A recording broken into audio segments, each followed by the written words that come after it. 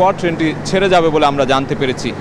একটু বলে রাখি, সকাল থেকে যে কয়েকটি ট্রেন এই প্ল্যাটফর্মগুলো ছেড়ে যাচ্ছে কমলাপুর, সবগুলো ট্রেনই কিন্তু শিডিউল মেনে সময় মতোই ছেড়ে যাচ্ছে বলে আমরা দেখেছি। এবং স্বস্তি প্রকাশ করছেন যারা যাত্রী রয়েছেন, যারা ট্রেন যাত্রা করছেন, যারা প্রিয়জনের সঙ্গে ঈদ করার জন্য বাড়ি যাচ্ছেন, তাদের সাথে আমরা কথা বলেছি। তারা যেটি বলছেন যে অন্যবারের তুলনায় ঝক্কি ঝামেলা কম এবং ট্রেনগুলো সময় মতো ছেড়ে যাওয়ায় সেই যে দুর্ভোগ, যে দুঃসহ যে যাত্রা থাকে সেটি কিন্তু এবার নেই।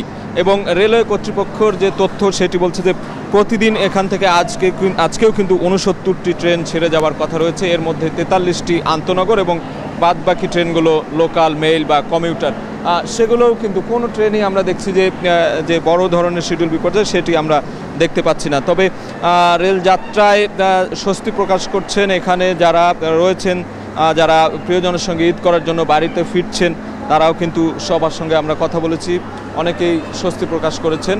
এবং দিনের যে বাকি পরের অংশে হয়তোবা সকাল থেকে দুপুর বা বিকেল বা রাতের যে ট্রেনগুলো ছেড়ে যাবে সেগুলো সময় মতো যাবে বলে রেলওয়ে কর্তৃপক্ষ আশা করছে। তো এই ছিল আসলে ঈদ যাত্রায় যে রেলের যে যাত্রা, সেই যাত্রার খবর আমার কাছে সবশেষ। সহকর্মী সাজিদ আরাফাত জানাচ্ছিলেন ট্রেন যাত্রার খবর। এবার যেতে চাই বাস যাত্রার খবর জানাতে মহাখালী বাস স্ট্যান্ডে আছেন সহকর্মী জাবেদ আব্দুল্লাহ। জাবেদ, জানাবেন বাস যাত্রার খবরাখবর, এছাড়া ঘরমুখ মানুষ যারা যাচ্ছেন বাসে করে তাদের ভাড়া নিয়ে কোনো অভিযোগ আছে কিনা? নাফি, এরই মধ্যে মাটির টানে শেকড়ের সন্ধানে ধীরে ধীরে এই তিলোত্তমা নগরী ছেড়ে মানুষ কিন্তু গ্রামের পানে গৃহে ফিরে যেতে শুরু করেছে। আজ ঈদ যাত্রার ৪র্থতম দিন। এভাবে তো একটু বলাই যায় যে উত্তর পূর্বাঞ্চলের প্রায় 18 জেলার মানুষ কিন্তু এই মহাখালী বাস টার্মিনাল থেকে বাস যোগে নিজ ঠিকানায়, অর্থাৎ শৈশবের ঠিকানা যেখান থেকে শুরু, ঠিক সেখানে কিন্তু তারা পৌঁছে যায়। আমরা এখন বাস টার্মিনালে রয়েছি। বাস টার্মিনালে এসে আমরা যাত্রীর সঙ্গে কথা বলছি। যাত্রীরা যে বিষয়টা জানিয়েছে যে বাস ভাড়া কোনো রুটে 50 টাকা বেশি রাখা হচ্ছে। তবে বাস মালিক কর্তৃপক্ষ যে বিষয়টা আমাদেরকে জানালেন সেটি হলো যে বাস মালিক সমিতির বেঁধে দেওয়া যে ভাড়া সেটি নির্ধারণ করা হয়েছে, এর থেকে বেশি ভাড়া আদায় করা হচ্ছে না। এমনিতে এই টার্মিনালগুলোতে নিরাপত্তা ব্যবস্থা এখন বেশ জোরদার করা হয়েছে। 3 স্তরের নিরাপত্তা ব্যবস্থা রয়েছে, র্যাব, পুলিশের একটি টহল টিম রয়েছে। আমরা বাস টার্মিনালে আসার পর যে বিষয়টি দেখেছি, যাত্রীরা ধীরে ধীরে টার্মিনালগুলোতে আসছে এবং এভাবে বলা যায় যে নিজ নিজ গন্তব্যে চলে যাচ্ছে। আমরা খোঁজখবর নিয়ে দেখেছি যে এখন পর্যন্ত কোনো বাসের তো শিডিউল বিপর্যয় তেমন হয় না, যাত্রীর চাপ থাকে সেটি তো একটু বোঝাই যায়। যাত্রীরা যে বিষয়টি বলছে যে এই যে যাত্রা, এই যাত্রা আনন্দ ঘন করতে এই যে কিছুটা ভোগান্তি, এটাও একটা ঈদ আনন্দের একটি অংশ বলে কিন্তু কোনো যাত্রী আমাদেরকে সেটি প্রকাশ করেছে। তবে একটু অর্থনীতির বিষয় যদি বলতে চাই, সেটি হলো মোটা দাগে এভাবে বলা যায় যে বাস মালিকদের অর্থনীতির ভিত্তি এতটাই মজবুত যে এই রুটগুলোতে আধুনিক সব বাস কিন্তু তাদের যে সেবা নিয়ে কিন্তু সচল রয়েছে। অর্থাৎ প্রায় 2 থেকে 250 কিন্তু মালিকের বাস রয়েছে, প্রায় 20 থেকে প্রায় 200 থেকে 250 কোম্পানির বাস মালিক সমিতির বাস রয়েছে প্রায় 2,500 থেকে 3,000। যাত্রীরা যে বিষয়টা বলছেন আমাদেরকে যে তারা স্বাচ্ছন্দ্যে যেতে পারছেন। অন্যদিকে মালিকপক্ষ জানিয়েছে যে এই রুট ধরে, অর্থাৎ এই উত্তর পূর্বাঞ্চলের রুট ধরে আগামী কিছুদিন এবং আগামী সামনের আরও 1-2 দিন মোট 14 থেকে 15 লাখ যাত্রী কিন্তু ধীরে ধীরে নিজ গন্তব্যে পৌঁছে যাবে।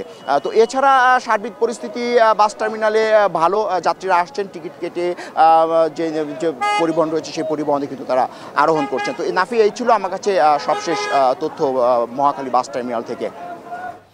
এবার যেতে চাই গাজীপুর চৌরাস্তায়। গাজীপুর চৌরাস্তায় থেকে জানাবেন ইফতেখার রায়হান যে সেখানে আসলে যানজটের কোনো চিত্র আপনারা দেখতে পাচ্ছেন কিনা?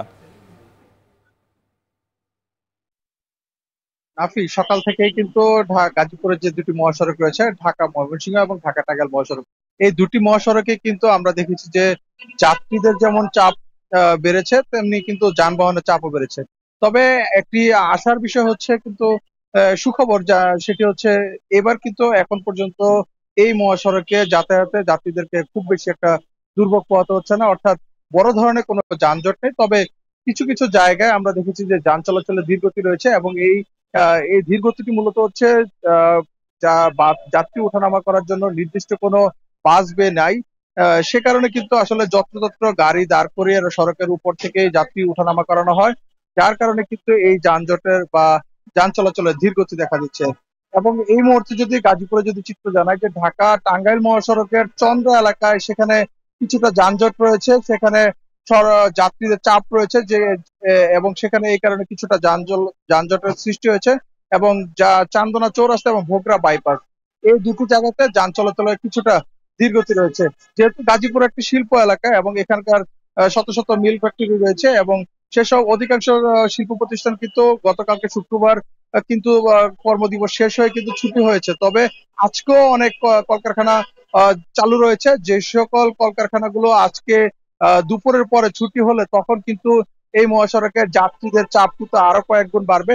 সে সময় কিন্তু এই মহাসড়কে যাত্রী চাপ সামলাতে কিন্তু কিছুটা বেগ পেতে হবে এবং ট্রাফিক পুলিশের সদস্যরা কিন্তু এখানে আমরা দেখছি যে সরকার মোড়ে মোড়ে দায়িত্ব পালন করছেন এবং বেশ কিছু জায়গায় আমরা রেকর্ড দেখতে পেয়েছি। অর্থাৎ গত 2 দিন ধরে দেখছিলাম যে আমরা মহাসড়কের বিভিন্ন জায়গায় গাড়ি বিকল হয়ে কিন্তু যানজটের সৃষ্টি হচ্ছিল এবং সেটি নিরসনে কিন্তু আমরা দেখছি যে ট্রাফিক পুলিশের যে রেকর্ডটি রয়েছে সেটি দিয়ে তাৎক্ষণিক কিন্তু সেই বিকল গাড়িগুলো সরিয়ে নেওয়া হচ্ছে। এছাড়াও গাজীপুর মেট্রোপলিটন ট্রাফিক পুলিশের 5 শতাধিক সদস্য কিন্তু এই মহাসড়কটিতে দায়িত্ব পালন করেছেন। পাশাপাশি হাইওয়ে পুলিশ এবং বিভিন্ন যে থানার পুলিশ তারাও কিন্তু মোতায়েন রয়েছেন।